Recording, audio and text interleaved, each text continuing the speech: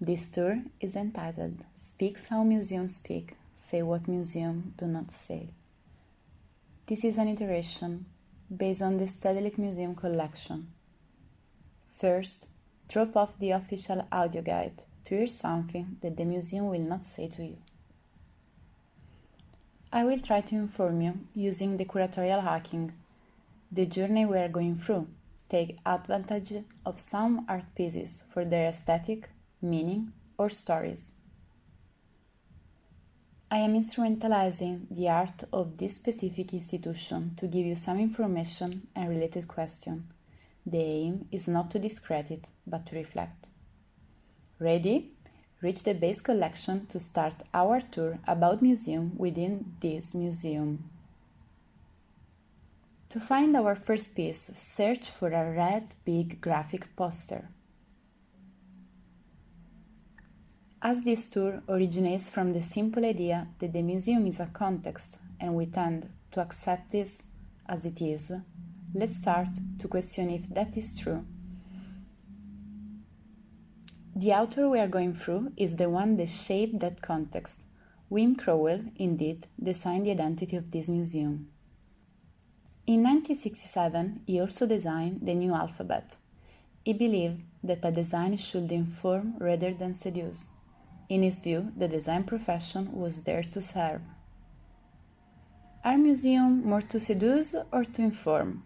Not sure how to answer this question? Let's start from the beginning. Let's move from the red poster to a red string.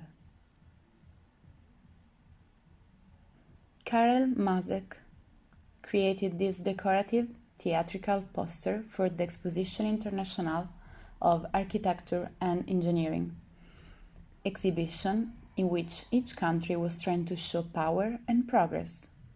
We are in the period of Art Nouveau. Indeed, this is the first international movement that has different name and characteristics in each European country.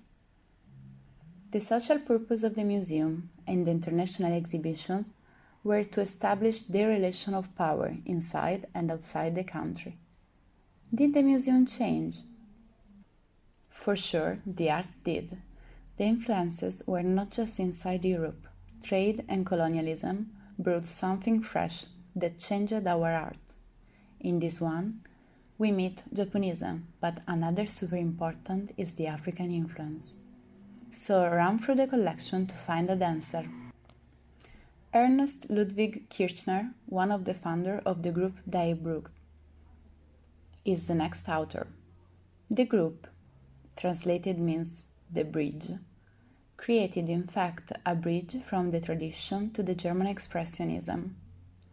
European art has always followed a pattern. Follow the canon or go against those rules. When European artists get in contact with extra-European art, and Tanzania is an example of this, suddenly something changed.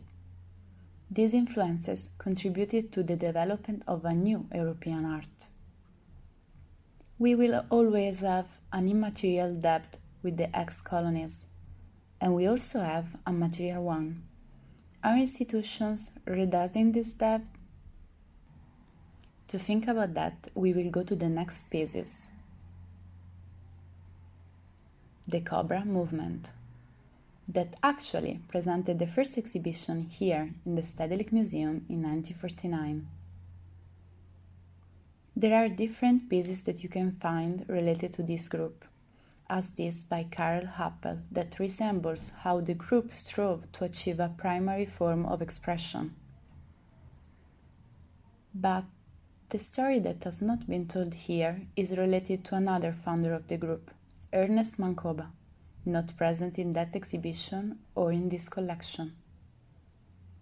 He stated that some critics totally obliterate his participation in the movement, on the reason that his work was suspected of not being European enough and betraying his African origins.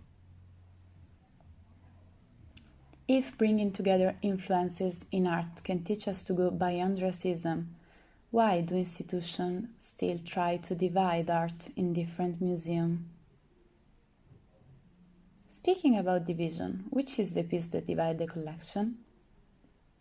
That is our next stop. Barbara Kruger engages with power structures of representation that can be seen as contributing to the propagation of certain social ideas. Sadly, there are stories related to people in position of power who didn't define going against violence as part of their job.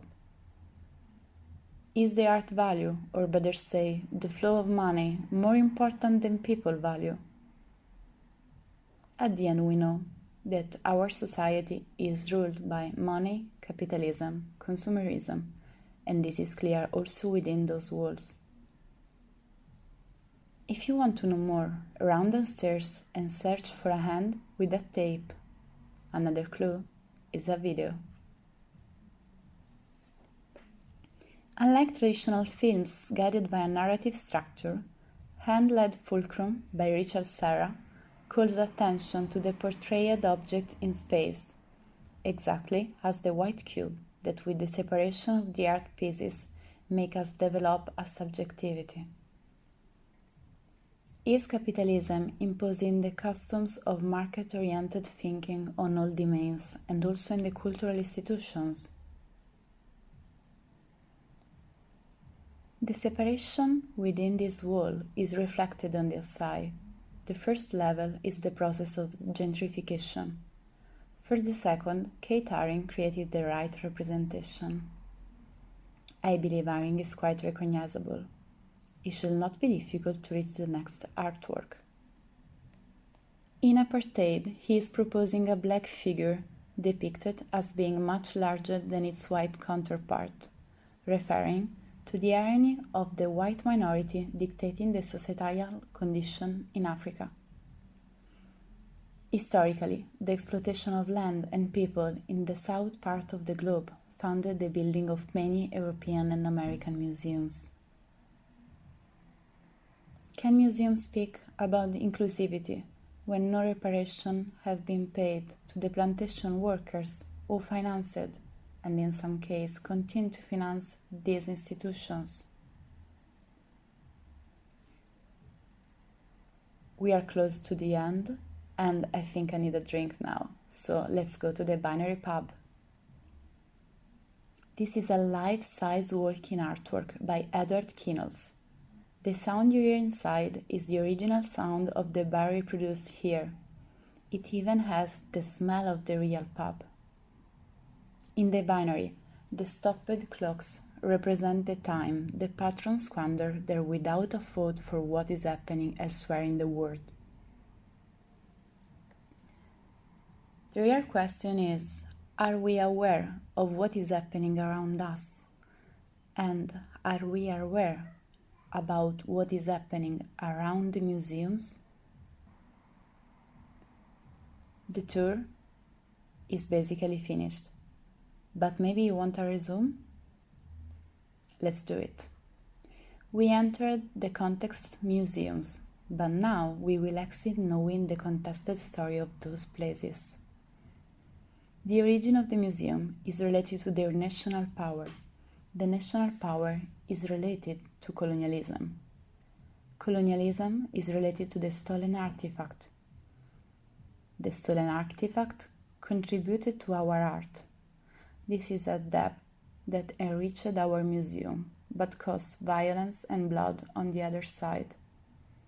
Despite how this enriched our art and should make us reevaluate minorities, art museums remain mainly focused on white male artists, also if the white male artists sometimes turn out to be violent.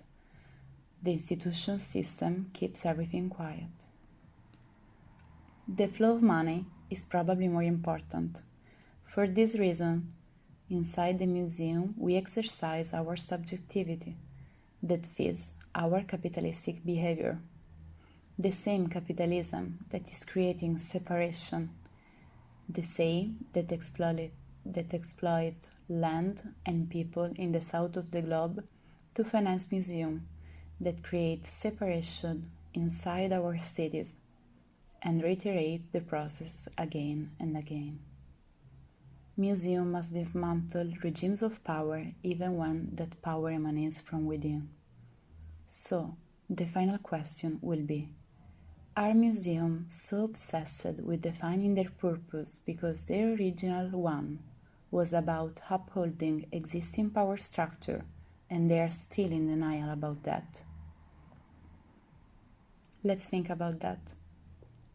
Thank you for following the tour. I hope to see you soon in another institution.